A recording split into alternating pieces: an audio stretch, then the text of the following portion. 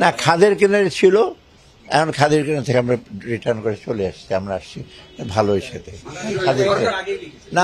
ওনারা কত কিছু লেখেন, বাইরে সবাই কি সব সব জেনে শুনে লেখেন, বা তাদের মনের মাধুরী মিশিয়ে অনেক কিছু লেখেন।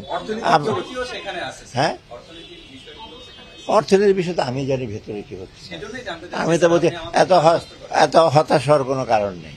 না শোনেন, এলডিসি যাও 2026 সালে যে আমরা একটা স্মুথ ট্রানজিশন স্ট্র্যাটেজি করি। স্মুথ মানে ধম করে নামা না, প্লেন যেমন আস্তে আস্তে নামে, হঠাৎ নামলে তো আমরা এটা অলরেডি করছি, এবং আমরা প্রিপারেশন হিসেবে করবো, তো দেখা যায়। কিন্তু না যে করবো না সেটা বলি না, কারণ আসলে বাংলাদেশের দিকে কিন্তু অনেকে অন্য দেশ তাকিয়ে আছে, অনুন্নত দেশগুলো।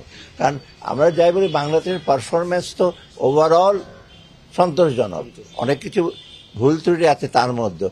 ইউএন রিপোর্টেরা আমাকে বলেছে যে তোমরা যদি করো অন্য একটু সাহস পাবে, আর আমাদেরও কিন্তু একটু গৌরবটা বাড়বে। হয়তো কিছু কিছু জিনিস প্রিপারেশন লাগবে, তারপরে ইট হ্যাজ বিন, আমরা প্রিপারেশন যাচ্ছি, 2026-এর দিকে যাচ্ছি।